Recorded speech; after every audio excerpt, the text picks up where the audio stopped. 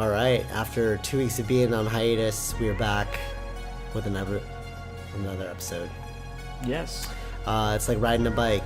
This one was a little difficult to get out, but Retrained everything? yeah, we had to retrain everything, figure out the processes again in our perfectly utopian society full of choices. Good choices to make this podcast. Yes, that's right. Merchandise. Yep, and with choices comes merchandise because we're able to create merchandise in this perfectly utopian society.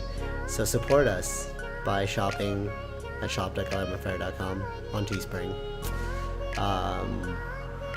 Like, share, subscribe, comment. All that good stuff. Oh, check out the new Philippines 2018 video. It's up now on GottaLightMyFire YouTube channel. Singapore's coming soon, photo edits, etc. Very cool. Yeah. All right. Here we go. 3, 2, 1, boom. And we're back with another episode of Socratic Gamers. After a long hiatus being away, traveling across Philippines and Asia. Philippines and Singapore, actually. Asia is in the Philippines. Or, yeah, Philippines is in Asia. Yeah. I'm doing it again. So, what you been up to, Vish? I've been playing more Fortnite. Okay. Yeah. Why playing Fortnite? I mean, even though Did we you play made that in fun the of last it. podcast? Yeah, we did. Oh, okay. We cool. kind of made fun of it. All right. Why we But- making fun of it? I'm just trying to get more used to it. It's kind of the popular game, so let's just see what's it all about. Following the trends, I like it. Yeah. Trying to figure out why people like it. Mm-hmm. That's cool. Speaking of following trends, I ended up learning a lot actually during that trip. Third world countries, man. Open your eyes. You've actually been to you've actually traveled to like India and stuff. So like, Yeah. what was your perception of going to that place? Well, I don't know what you mean, but What? like, what kind of? Like, did you find it like different from the Western world? Similar to the Western world? In some ways, yeah. Values? In many ways, yeah, it's different, but it's also changing to be more Western, True. Okay, I see what you're saying. right? Yeah, for sure. Did like one of the things that I noticed is that like perspectives are very different in third world. Obviously, Singapore is not a third world. Going there, I was actually quite shocked. It's very like North American. Probably the best country I've been to thus far. I used to really like Hong Kong, but now it's Singapore. Singapore's number one for me. Mm-hmm. It's like all the cool stuff Yeah. of Hong Kong packed into a not so grimy kind of place. Although I like the grime of Hong Kong. I don't know. It's different strokes for Right. different folks, but Yeah.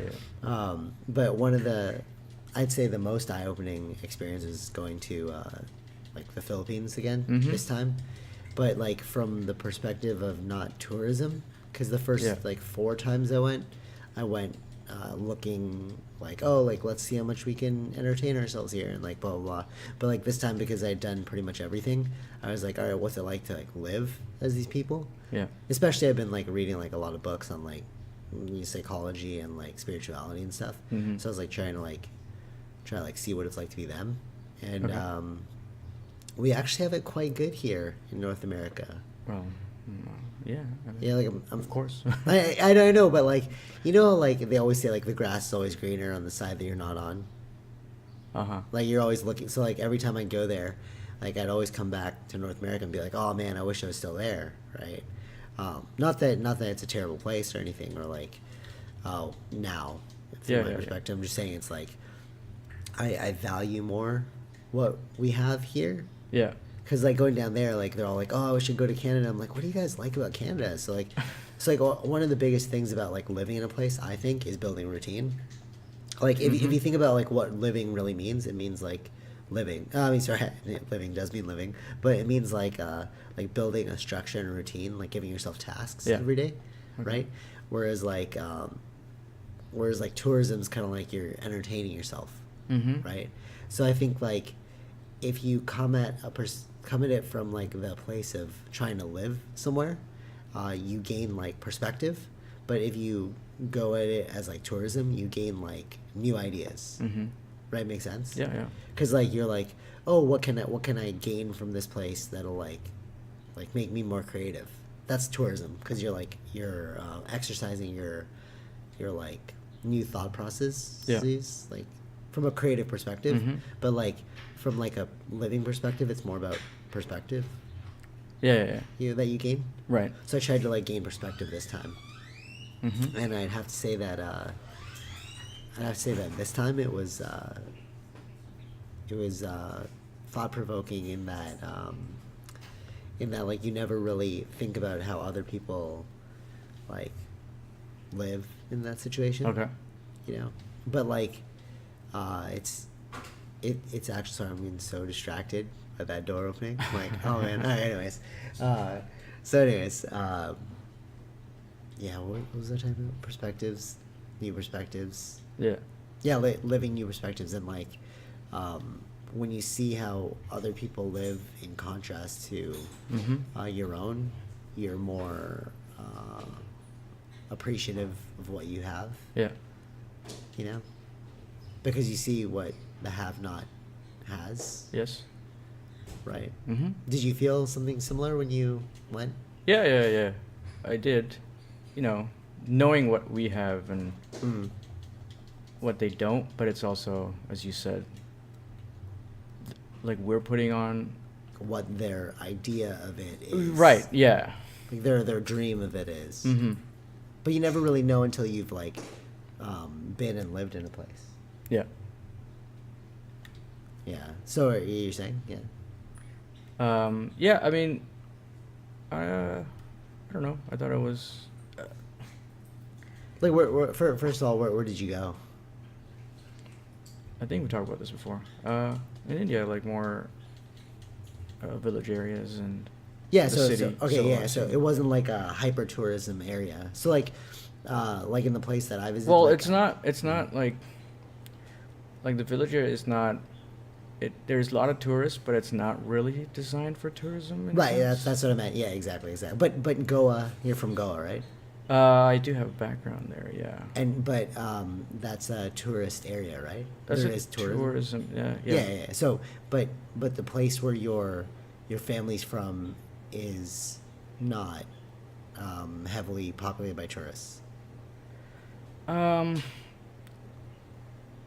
don't know. It's a yes and no place, because people go to India just for like yoga or whatever else, right? Right. But there isn't designed for more tourism necessarily. Like it's still the same way of living. Okay, I see what you're saying. It hasn't really changed. Not like Goa, I would say, right? Because they've got like more shops for, like the things that attract tourism, right? Okay. I got you. Okay, so we're essentially visiting a similar place, because like before you go to the main tourist area of Boracay, you have to go through Kalibo, which is like the village, like you were saying, before the Goa tourism area. So like, although there are tourists there, it's not like meant for tourism. Like it's not like centered around tourism. Whereas if you go to like the beaches of Goa, it's like, okay, yeah, you're gonna see like, major tourism. Just like in Boracay, see major tourism. Yeah. But so I think the interesting part of this time is like, because of the closure there was like 0 tourists allowed. Right. So like you're just kind of forced to see what it's like without like people there. Okay. And like interestingly enough, when nighttime came, you saw like the native, not the native, but like, because they're not actually native, but like the local kids like using the beach. Oh, okay. For their, it's like oh, well, there's nobody here, so we get to use it now. To play like soccer or volleyball, and it's like, oh, you don't really see that often.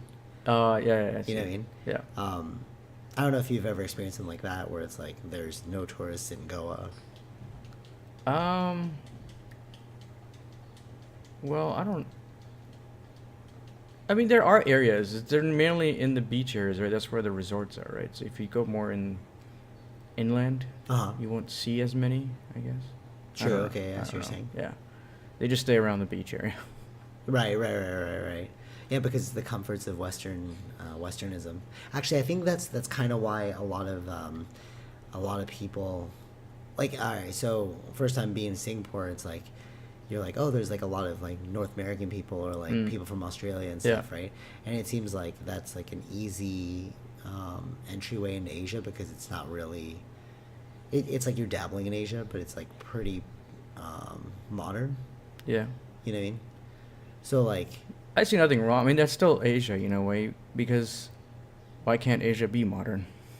you're right, but I meant from the perspective of like their first language is English. Okay. Yeah, and, like, yeah. And like the spaciousness of it all, the architecture is Yeah. like it's not really like if you. I go guess, someplace yeah, like I see what you mean. Bangkok, It's you're it's like, still oh, I it's don't still a understand. comfortable Yeah, that's what I'm saying. place. Yeah, it's like an entry point. Yeah. You're like, okay, like Yeah.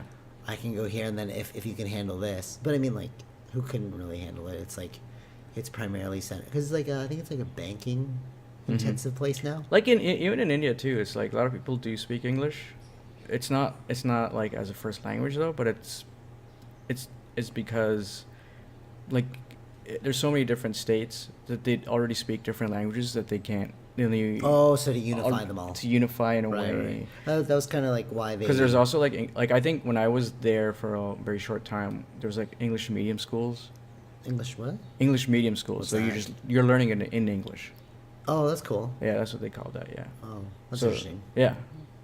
Like Oh. most schools are like that, and they would put their kids in that because that's the universal language. Yeah, right? makes sense because there was they're saying that but the universal language might become Mandarin one day. I was like, oh, that's I don't see that happening. But right. Like, but it was just a thing they were saying in school. So it's like if you wanted to study Mandarin as an elective, because it was I never did though, but yeah, that was good because it's becoming the business because China's becoming like a business intensive, so you gotta start like learning. Their yeah, language but and I'd see stuff. majority of the countries are not Exactly. I don't think Chinese German, speaking. I don't Right? think Germans are gonna start speaking Mandarin. Yeah. Yeah, I agree with you.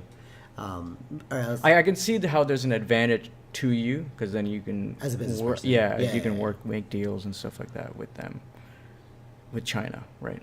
If you But know the language and stuff, I It's guess. it's funny though because I've been out of school for like a university for 2012, Mhm. 6 years, and only now am I starting to see some of the things that we talked about, but it's still like up in the air.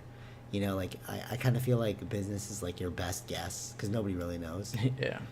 You know, because like they were saying like the BRIC countries, Brazil, Russia, India, China, Mhm. were going to take over like America. Like it was going to go on the downfall, but I guess they never like during that time they never expected like Donald Trump to be president.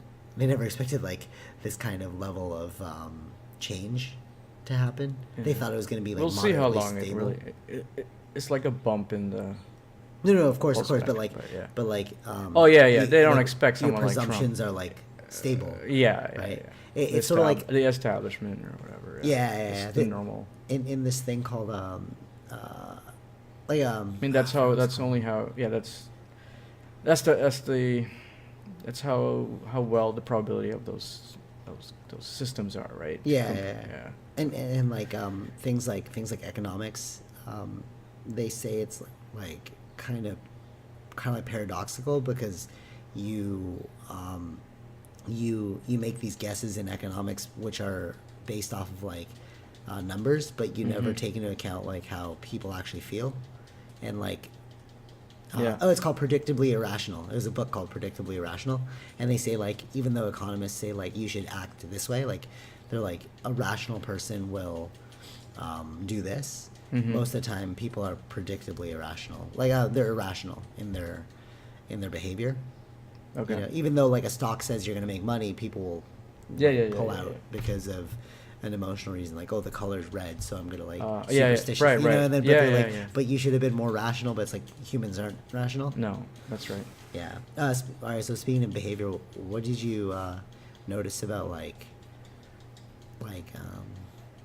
overarching mentality over there? Mentality? Yeah, like people seem generally happy. No, all right. Aside from the mentality, all right. Well, yeah, What are you talking about? we will delve into that path, but Before before we go down like the negative, I like to eat my vegetables before my dessert. So like I found that like because you're stuck in like Yeah. place with like limited resources, Mm-hmm. you'll do like Well. you'll do like anything to get those resources, you know. Okay. But to like a limit, like I don't know, it's a weird balance between like being super nice because Uh-huh. they're super nice and like but realizing that you need your resources. Okay. You know what I'm saying? So it's like with regards to like tourism and stuff, right? If you're not local, you don't get local prices. Yeah. Yeah. You know, and like Yeah. I have a thing about that too, actually. Okay, Because or- we went to the fish market as well, but we waited for someone. in Goa or that's- Philippines? 'Cause No, you no, went no. In a different place, in Gokarn. That's like the village, not in. Goa. Okay, yeah. So you're saying? They were. We waited for somebody that knows a bit more and how to like kind of talk to them. Oh, okay. And, like okay, to someone sorry. local, I guess, right? For sure. So, this is actually perfect, perfect like alignment to what Mhm. I was gonna say. My cousins there, because even though they're like from the area and they speak the thing, Yeah. you can tell that like they come from more money than local people. Mhm. So like when they're buying stuff, they send their like local workers to go buy it. So like they have people working for them, and then Yeah. if they need like groceries for the morning, they'll send Okay. that person to go because Right. if that person goes, they'll get, you know, there's a higher frequency of local prices, Mm-hmm. you know, and like it's funny how that happens but it makes sense because it's like you're dealing like, is that a negative thing or is that a positive thing, you know, or is it just a thing? Because like all right, so like from like when I first went there from a tourism perspective, I get kind of cheesed, Yeah. you know, because be like, oh man, why are you guys ripping me off? But then coming back from it from like a local perspective, it's like, well, why am I getting upset over 50 cents? Yeah. You know, like one thing my dad kept doing there is like he'd overpay, Okay. and if why are you overpaying? Like no, and not like from Yeah. from a swindle perspective. No, but, no, like, no. If it costs like say 20 pesos, he'll give them 50 and they'll give him change and be like, no, it's fine, you have it, because like to him 50 pesos is like $2. Yeah, right. It's $1.20, right? But then the thing would cost like 15 cents, but he'd be like, whatever. Mm-hmm. You know, so it's like back from that, I kind of feel like, so like this is also the same mentality. So like it's like scalability, right? So like if you go there with your Western money, you're going to be seen as rich, Yeah. right? So if you go in North America with your like, you know, ambassador Chinese money, you know, you're like, oh, you have all this like money. It's like it's scalable. It's like Mm-hmm. we people like from a cutthroat business perspective, it's like, no, it costs this much, I'm going to pay this much. Yeah. But then from like a understanding perspective, it's like, no, I know what it's like to be you, so I'm going to give you a little extra, you know. Mm-hmm.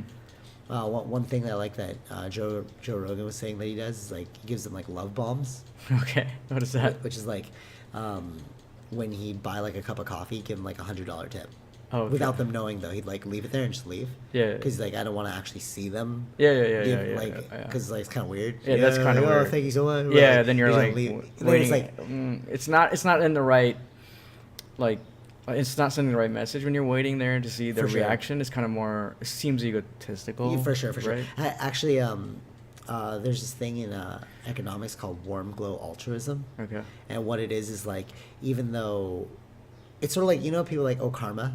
You're like, I'm gonna do something good, and then out of the goodness of my heart to like put good energy into the universe. Uh-huh. But what they're saying in economics is you can never do anything good without secretly doing it for yourself.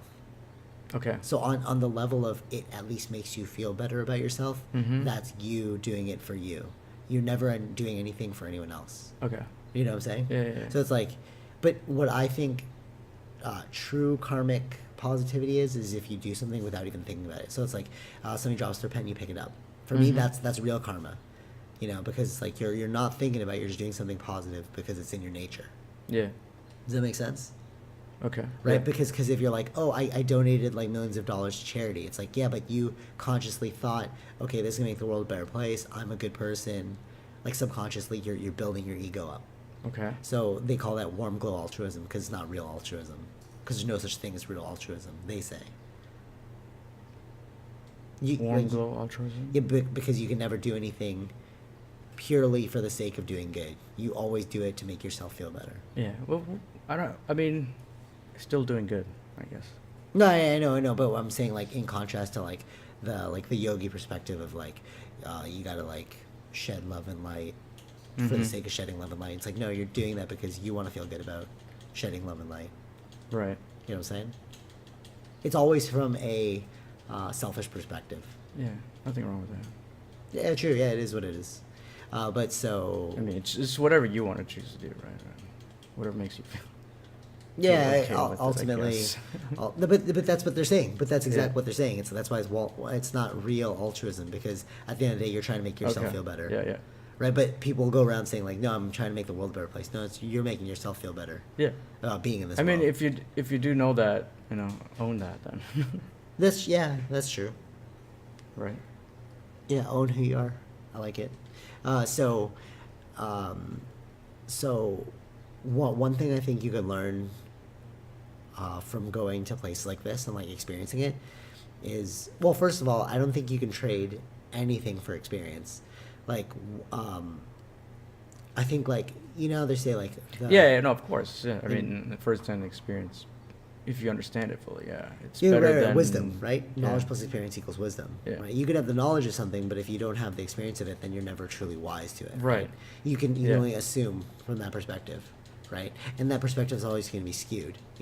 Well, one thing I got while away was like, I was getting this like message of like, oh, it's really great for you to see like the negativity there, or like the suffering, and I'm like, what do you mean though? Like they don't know what they don't have. Yeah. Thus, they can't suffer from something you don't know. Mm-hmm. Which actually, like, it really blew my mind to like the the genesis of joy from man, right? Uh-huh. Like, because they're saying, oh, the devil is evil because he gave knowledge to man. And you're like, Okay. yeah, but wouldn't you want to be knowledge filled? But actually, ignorance truly is bliss. Yeah, of Because course. what you don't know can't hurt you. And coming from that perspective, it's like, because like so like I was like on the rooftop of my cousin's place, and I was like looking at these people there like living, and like they're doing laundry, and I was like, oh, you'll never know what it's like to have like 3 screens or do this podcast, play these video games. Mm-hmm. Never, right? Like my dad's like, their life's already told for them. It's like set in stone. That's their life done. Yeah. Right. Because you can't elevate from that situation. Mm. Well, I'm sure you could, but it'd be very difficult. I don't know. But like what Yeah. they don't know can't hurt them because they're so happy. Even though they're presented with like difficulty. Yeah. They'll never know any better. In order to like, I'm sure the like everyone suffers, right? Yeah. But like, me looking at them is only my projection of my own suffering if I were them, Yeah. right? Because I'm like, oh man, it would suck to live like that, but it's like they don't know any better. So it's like, what do you mean suck to live like that? The only thing that sucks in their life are the things that they know of that will make it suck. Like, Right. oh, I didn't get paid this month. Now I can't send my kid to school. Like, that's their suffering. But they're not thinking about like, I wish I had a backyard. Yeah. You know what I mean? Yeah. I see what you're saying. And I think that's why God ultimately didn't want Adam and Eve to have the fruit of knowledge. Well, I mean, whoever wrote that Bible. I know. I'm just trying to give what do you call that? I'm trying to give validity to something that's obviously not valid. Right. Yeah. So I don't know. What do you think? No, I mean, I think you're right. On the right point, I guess. Yeah. Knowledge is. I think knowledge is the root of all suffering. And they say like, oh, I guess and they're like, oh, the mind is the root of all suffering. Yeah, but it depends. Yeah, how you. It's really knowledge is the root of all suffering, because if you don't know what will hurt you, then you can't. Yeah. Because the mind is neither good nor bad. It's a tool. Mm-hmm. So it's like you can't really say the mind is the root of all suffering. Yeah. Because I can use the mind for good. I can create a solution to my problem. It's complex. Yeah. But yeah. So what? I don't know if I already mentioned this, but like, one of the biggest lessons you can learn, I think, is like how to be really good at business. Okay. While down there, because like you have to shape a narrative and sell the narrative. Like so it's like how much is this bracelet worth, right? Okay. And to them, they know exactly how much it's worth, right? But now the game is who can sell the better story to get what they want. Okay. Like you want it for, $2, but they're selling it for $10. Yeah. So how do you convince them to look at the world in your perspective, and thus, which is basically business. It's like why do I buy one bit of gasoline? Like why do I buy Shell over what's the other one? And Esso. Why do you buy Shell over Esso? Why do you buy Coke over Pepsi? Okay. It's the exact same principle. Why will I buy your bracelet for $2 instead $10 instead of $2? You're right. Yeah. I think that's like I think if you're really trying to enhance your business acumen, that would be a great place to like go and like develop it. Like you know what I mean? Because like it's at our like if you look at what business is, it's like mercantilism, and down there it's like nothing but mercantilism. No price is explicitly set. Every variable is like subjective. Right. Yeah. Oh shit. Yeah. Yeah. So, yeah, great business school. Yeah. Yeah. It is true. You can learn from all that. From when you're like, more like grinding, right? Grinding. Like over and over learning how to make it better. Your skill. And I see that they're trying to make more money, especially if they're poor. They can find ingenious ways. Yeah, for sure. Like Negativity is the most important catalyst for motivation. Yeah. Because you want to like relieve yourself out of your. But see, then there's the weird balance again, because it's like, but even in that negativity, they can show like signs of positivity. Yeah. So at the end of the day, how people are like, oh, I believe humans are inherently good. Is that true? Inherently good? No, there's no such thing. Yeah. Like, well, what do you mean? Well, why do you believe? Because good is perspective, right? Humans are just humans. It's true, yeah. And what does good?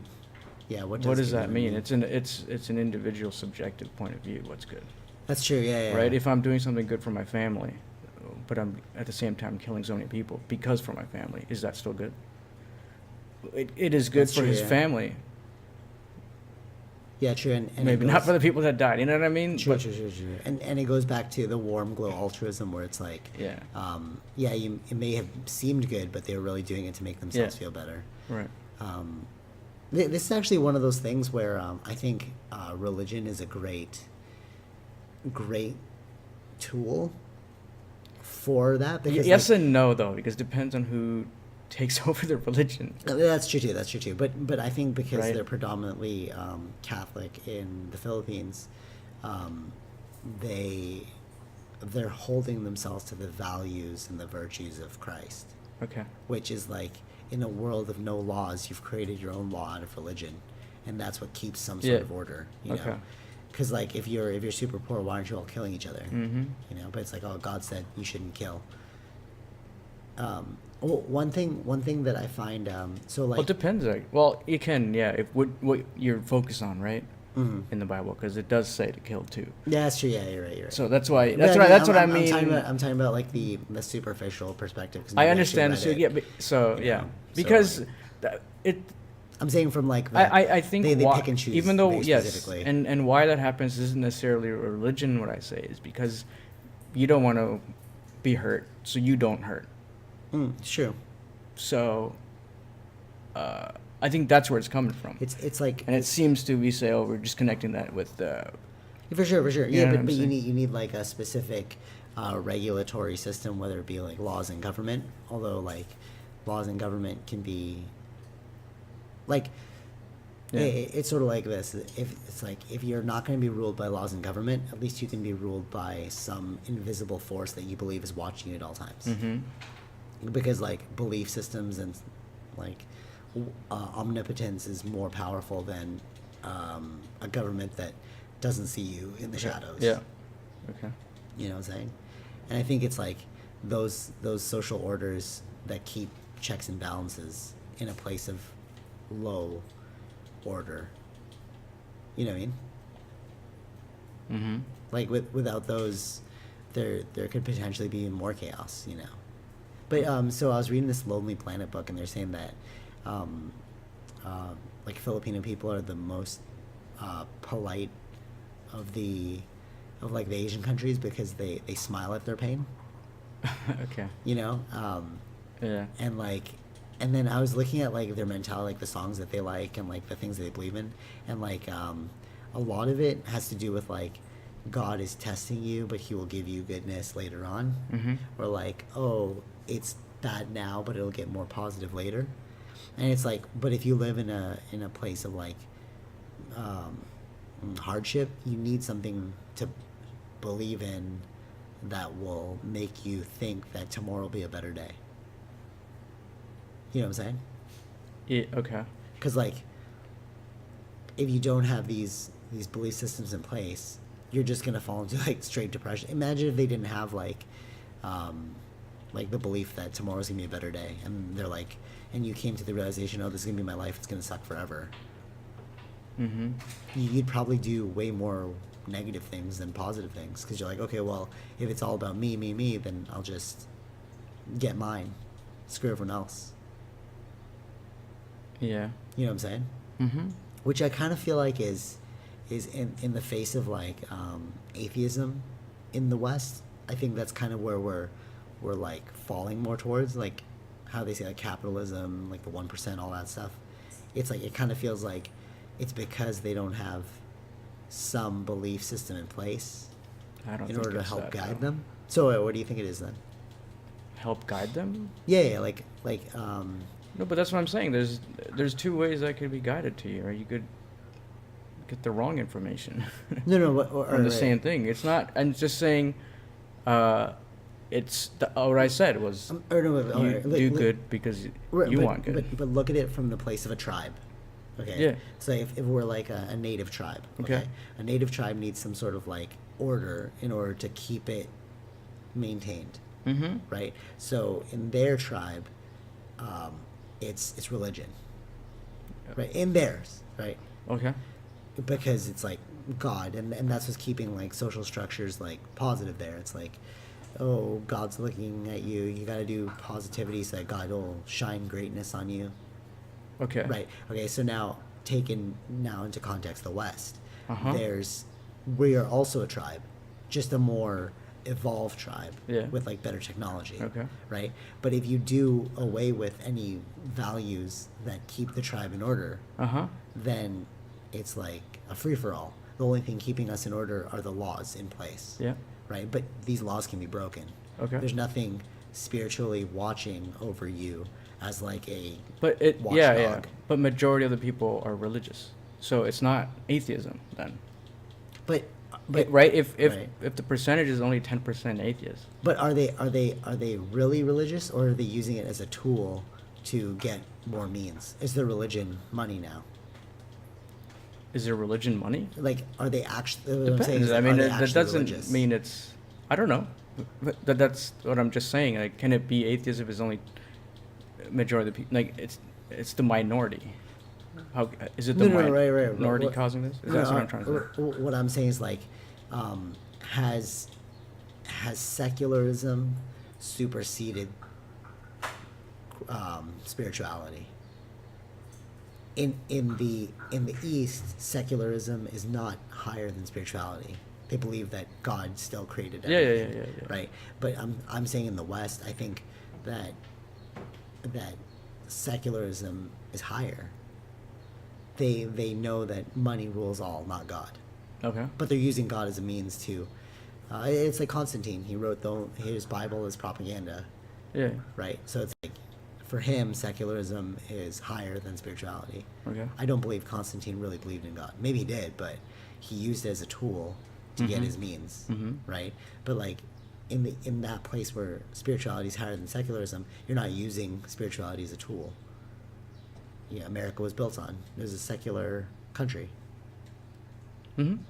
So like, that's why I'm saying, without a guiding principle, is that why we've... Well, that's what I'm saying. It depends on who the guiding principle is, right? Because you can get the wrong information if you have that.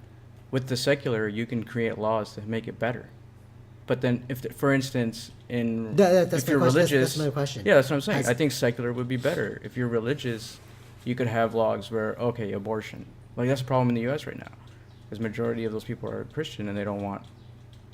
well, I don't know if majority are, but like majority are against it. But like it's, like, okay, for the Republicans who represent the Christian religion, they don't want abortion. Yeah, okay. But then that's against someone's freedom, right? Right, okay. So this brings up my next question: are too many options a bad thing?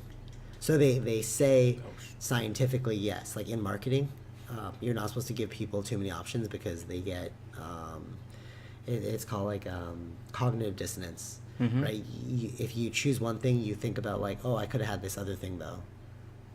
Right? So if I give you, I see what you 5 mean. options, it's better. It's worse than giving you 2 options. Okay. Yeah. Right? So, In what sense? How does this work here, though? Okay, yeah, I'll give you the example, but tie it in. Okay. So my cousin was saying like, because I was talking to him about the problems of like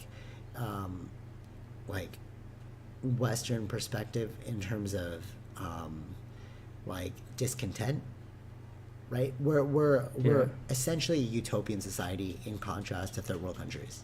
Yeah, sure. Right. Okay. If you contrast it, although we wouldn't think we're utopian. I also want to preface that if you're part of if you're making over 35K a year, you are part of the 1% of the world. 35K USD or CAD? I don't know. So you just say USD for now. All right. So you're part of the 1% of the world. Yeah, exactly. Because there's like the other billion that aren't making that much money. Yeah. So, so from that perspective, it's like okay, we are a utopian society in contrast to a third world country, even though us in the utopian society would not believe we're utopian yet. Yes. Okay.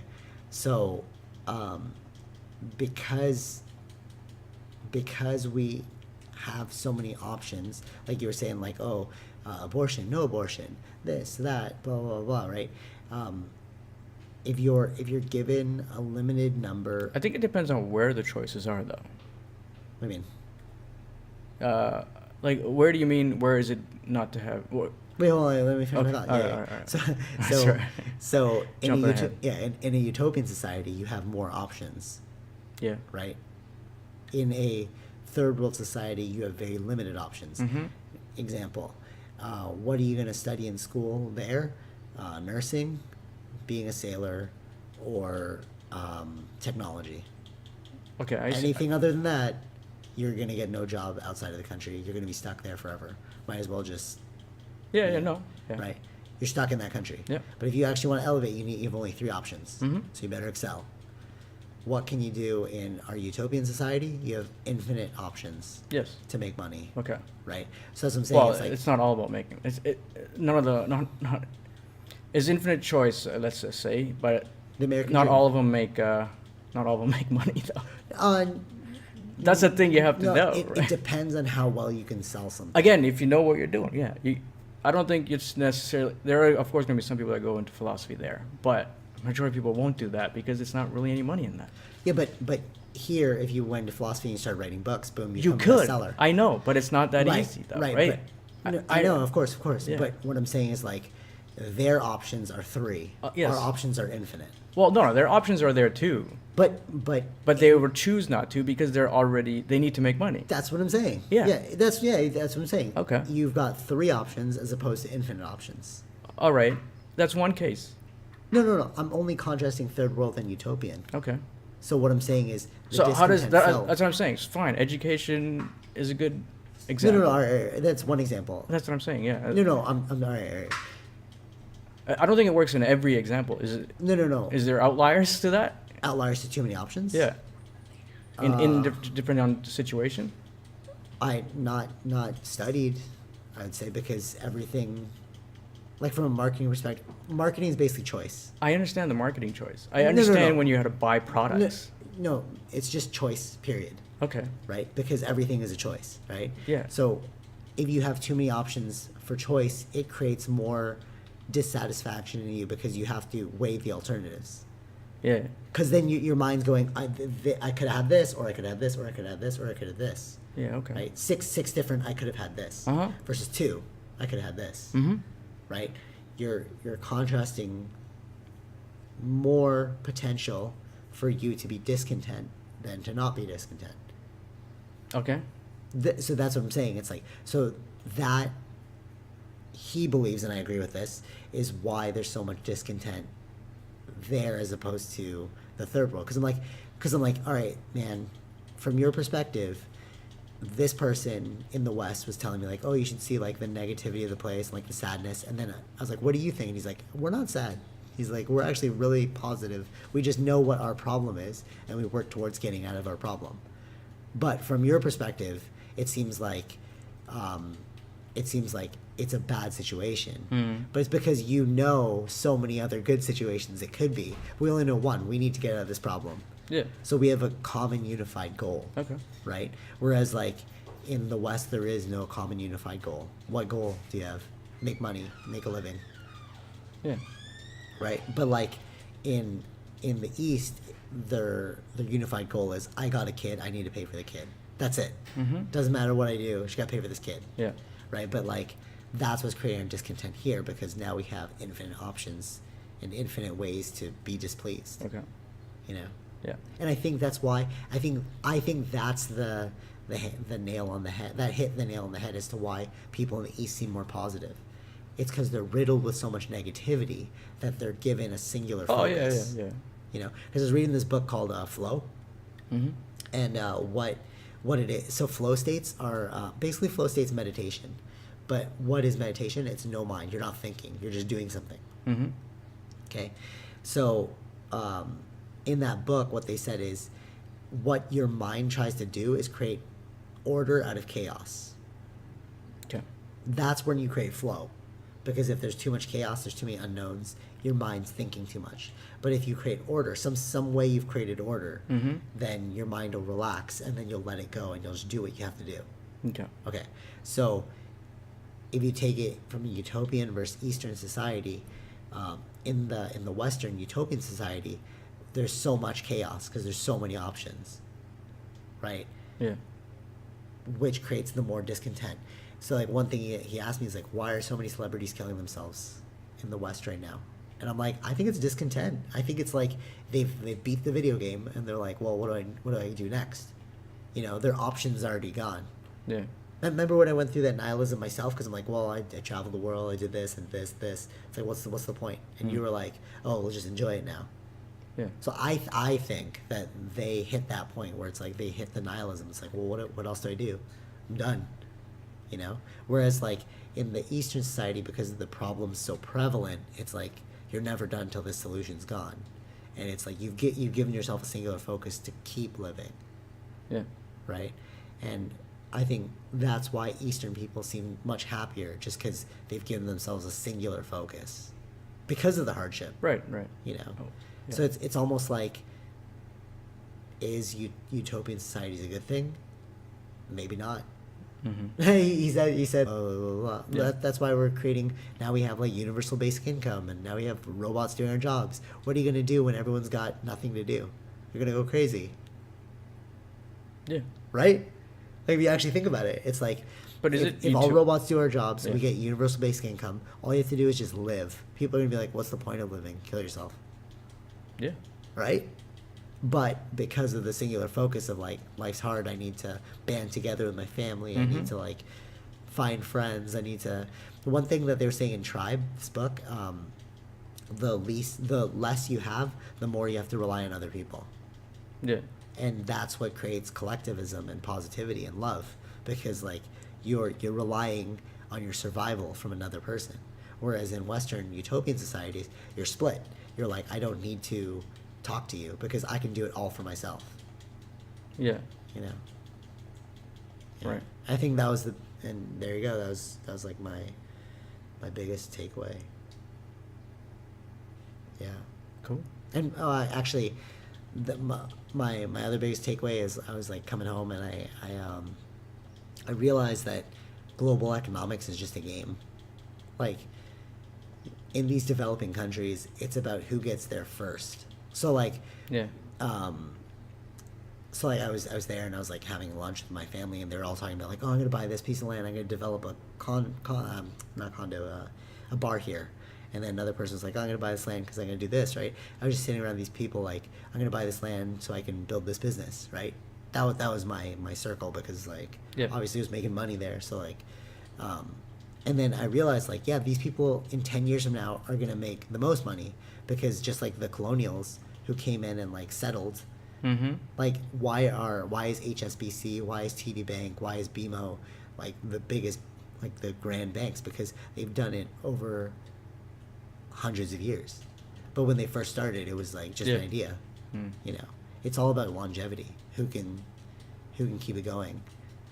Because once you have the ball turning, it's easy to keep the momentum going. Yeah. Right. Yeah. Right. Cool.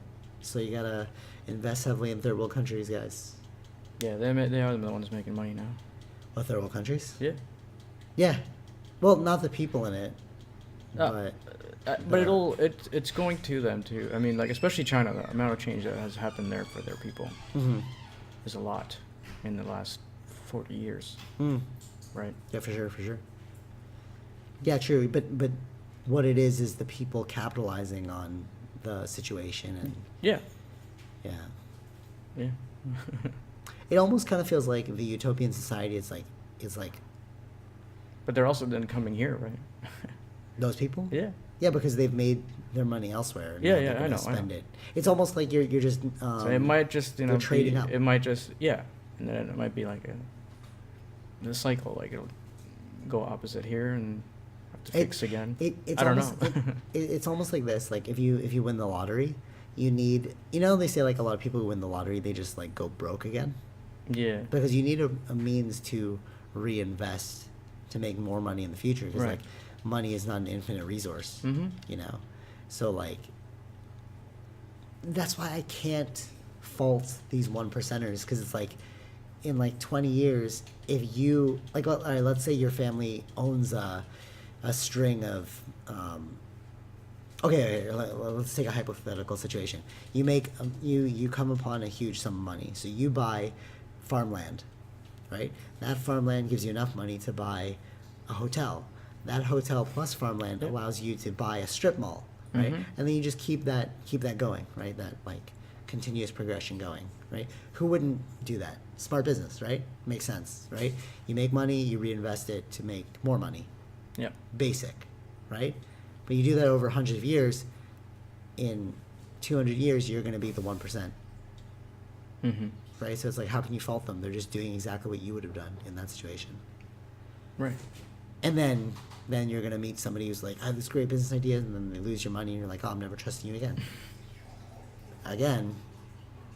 So we would have done the exact same thing. We do the exact same thing. Yeah. So you can't fault other people. It's almost like this. It's like you don't live and walk in their shoes, so you can't accurately judge. That's true.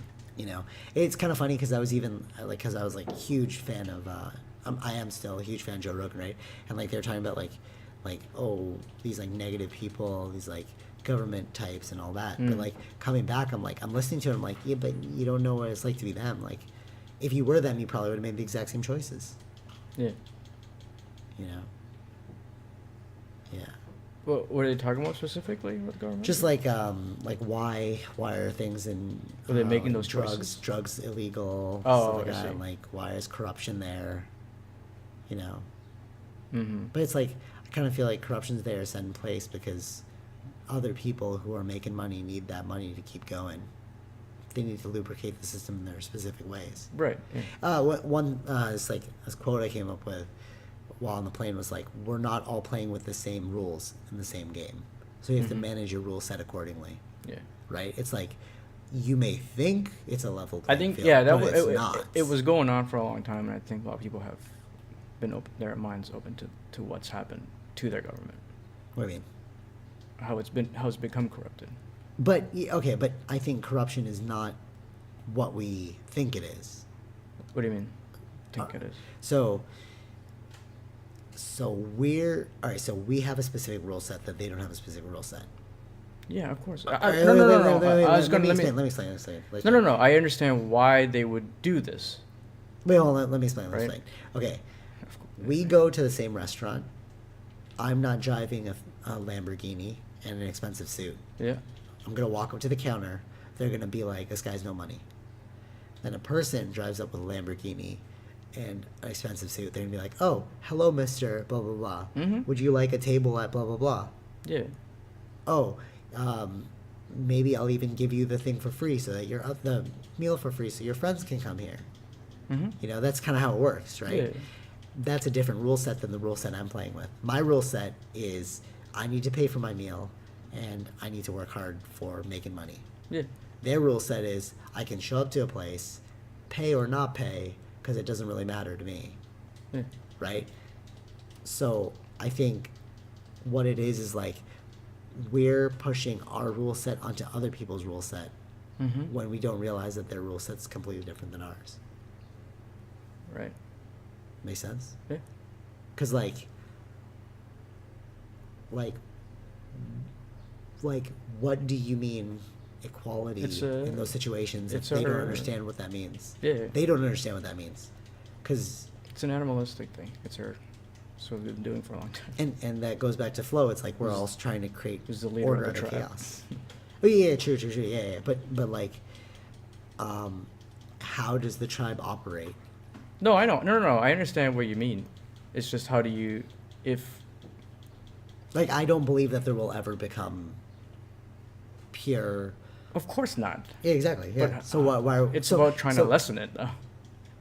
True, but if you, it's almost like if you want that, go make your own society. No, you can still do it with this. You just got to figure out how it happened. But we've already come to the No, but realization you'll never achieve it. 100% yes, but in certain things where you want, okay, it depends on how you're looking at it too, though. But it's a perpetual cycle. All right, let's say you get your way. Okay, you're like, okay, I want every door in every house to be red. Right? Okay. That's the idea you're pushing for. Uh-huh. You get it. Then all of a sudden, somebody that's lower than you is like, I actually want it to be yellow. Mhm. Boom, cycle continues again. Yeah. And they're gonna make every door yellow. And then somebody's gonna be like, I want it to be purple. And then they're gonna make every door purple. You're never going to create a perfectly utopian society. You're only going to be upset by a game that you don't even need to play in the first place. What? Okay. So, you're pushing for a law to be passed. Yeah. Okay. You get it passed. Yeah. And somebody pushes for a converse law. They're like, I don't actually like your law. I want my law to be there. So they get that passed. Somebody else comes along and they're like, I actually don't like both your laws. I want my law to be passed. Mm. And that's the cycle because nobody ever agrees. But you don't have to play by the cycle. It's like, I heard this cool quote, tend to the garden that you are able to fix. Okay. Right? It's like these things will sort themselves out in the end. For the people that want to play that game, go ahead and play the game. But it's like, realize you're playing a game. Mm-hmm. Like, what is a law? Like, what is a law? Is it a rule? It's a rule created by man. Yeah. What law is created? What law is governing nature? Like nature does not care about your silly laws. Yeah, I know. Like if a comet comes, actually I read this in a Brief History of Nearly Everything. If a comet were to come, a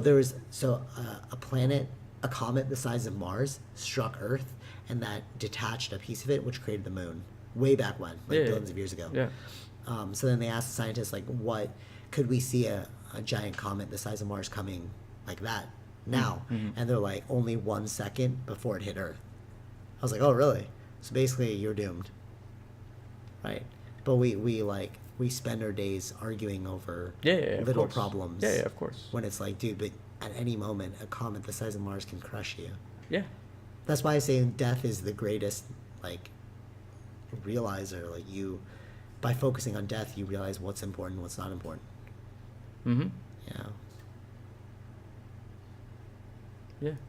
Yeah. Maybe that's equal opportunity. That's what's manage important. and mitigate the rules of the game that you're playing. Sure. Yeah. I think people should travel more. I think, yeah, people should travel more. I think that's a big part of it. Yes. But it's, again, that's a perspective. Yeah, it's like... Well, you don't know. Yeah, you might get the wrong perspective. I don't know. But, yeah. No, but even me thinking, like, tourism, I don't think people should tour as much. Right. But I think they should live, like... Experience, yeah. Like what they that's why I was like, have. okay, like, every day I'm going to give myself a task that I'm going to do every day to Uh-huh. create a life system. I'm Mm-hmm. going to go get coffee. I'm going to go get groceries from the store. I'm going to go make meal, figure out what people do here, talk to them, try and, like, integrate into society. Yeah. But if I tour, it's going to be like, well, where's the Western thing that I can get in... so all right, one of my other cousins went, because she like lived in the Philippines like a lot, like every summer, but she would spend her whole time doing Western things. Mm-hmm. But I was like, okay, well, but those are Western things. Let's see what people here do. So it's like, okay, let's go to the market. You know, let's eat fried rice. You know, Okay. if you don't get that, you have Panasia, many flies in your rice. Yes. But you just gotta eat it. You're like, all right, this is what we're doing. We're all eating it. I mean, they're still living, so. That's we exactly, won't yeah. die. Yeah. I wonder how many parasites they came back with. Oh yeah, that's I would true. even They pet might the- have. They should have like a better immunity than us. True. I was petting the dog and then I just started eating. I was like, Oh, I don't care jeez. right now. Mom's like, you should wash your hand. I'm like, to the locals wash it. Actually, you know what I did? Actually, I got made fun of because like I'd wear pants, right? And they're like, it's so hot, how can you wear pants? yeah. And then I was like, oh, I'm local, right? And then like, but then I realized, yeah, it's well, one, it's not as hot as you think it is. The sweat does get trapped, yeah, sure, but one thing it does protect you from is mosquito bites. Oh yeah, of course. The bugs. It's like, oh, that's why they do it. That's why not that many people, not that many people are wearing shorts. It's so funny. As I was saying, I don't even think that they like it's the same thing in others like in India too. Like it's not normal to wear shorts. They've got their own. to wear shorts, yeah, They've got their own clothes that keep them kind of cool, but yeah. it's not shorts. But it's also about like keeping those bugs away. You know, like Yeah. I don't know if it's really that. or pollution. Your legs get less sticky. Maybe I don't know if it's that either. I think it was that. I just think it's not really normal there to wear shorts. Yeah, it's kind of weird. Yeah, Sure. it's just not like I don't know. I Everybody think wants that to be Western. no, it's not about Western. It's just shorts are weird. I don't know. Maybe. Maybe. I have no idea. This is, I actually so one. I think I opened with this, but like living in a place gives you perspective. Tourism gives you ideas. So like one thing that I found actually really cool is like, so everyone wears these like satchels there. okay. So I decided to like try it, just like the pants thing. I was like, okay, let me try the satchel. Mm. I get why you do it. You don't, you know, when you're wearing pants and then you sit down, and you like drop something will like drop in your pants. You know, like your Yeah. your like wallet if it's too big, or your pants start to sag because everything's too heavy. Uh-huh. Like, you know, like we've complained about this before. You're like, hey, can you hold my keys? Like, oh, my pants can be heavy. You know, but if you have that satchel, like you can put that in there, and then your pants just like stay your pants. Yeah. Nothing's like clogged. Right. You know what I'm saying? So that's one cool thing. You can take a lot of ideas away. Like in Singapore, they have these vending machines, fresh fruit, and they juice like it's like $2. They juice 4 oranges, Okay. and then like so you get like vitamin C kick and like oranges. You know what I mean? Yeah. Like, that was cool. I don't know if they'll ever bring that to Canada, but yeah. So there's pros and cons to both. Like, although we say like, oh, live in a place, tourism's also really good because you get cool ideas. True. Yeah. And with that, we will end. It's time the to end. podcast here. That is the sound the alarm. Sound the alarm to end. Yeah, final thoughts? Say bye to Bale. Final thoughts? Final thoughts. Travel more, travel often. I This- mean, I if guess you're listening so. to this, I don't this is a very know. noisy podcast. Sorry, and it might have sounded a bit off. We haven't done this in 2 weeks. You know what it is? It's kind of like a muscle. Yeah, retrain it again. Yeah, you got to retrain that muscle. I hear that about comedians all the time. Like, if you haven't done stand up in like 3 days, you're kind of rusty. Yeah. And it's been 2 weeks. My mind's You not. kind been of on like the podcast. forget how to do it.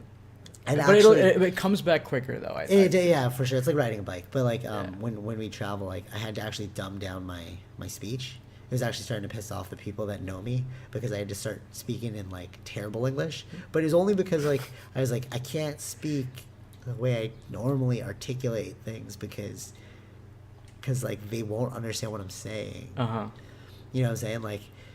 Like in order to say like one thing. So we had this like question and answer thing, and then I was trying to troll, so I used the word precocious. Obviously, they had no idea what I meant by precocious, but it made me laugh. Okay. But you know what I mean? But then it's like, but if I did that in daily life there, it's like they wouldn't know what I'm saying. Yeah. That's the biggest thing I realized after traveling for those 5 months and then going back to travel this time. Yeah.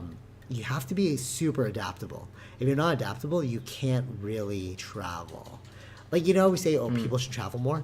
You should travel if you're willing to be adaptable and have an open mind. Yeah. Because if you're going to go there and you're going to, like, complain about, like, what it's not like in your part of the world, then you're doing yourself a disservice and you're just pissing everyone else off. Okay. You know what I'm saying? Yeah, Because, yeah, like, yeah. you'll just be stuck in your same way, you know, not actually learning anything. You're just complaining. Yeah. Yeah. Adaptability is key. Cool. Yeah. Yes. All right, till next time. Next week, probably going to do a regular one Yeah. with our 5 topics. We'll see. Maybe I don't know. Mission got a movie? Impossible's coming out, right? On Friday? I We believe. got things to do, though. Oh yeah, things to do. We'll see. Maybe we'll watch that movie and then do the podcast on Sunday. Yeah, we'll figure it out. If not, maybe the following week. Yeah. Travel more, travel often. If you're adaptable. Cool. Take it easy. Peace. Bye.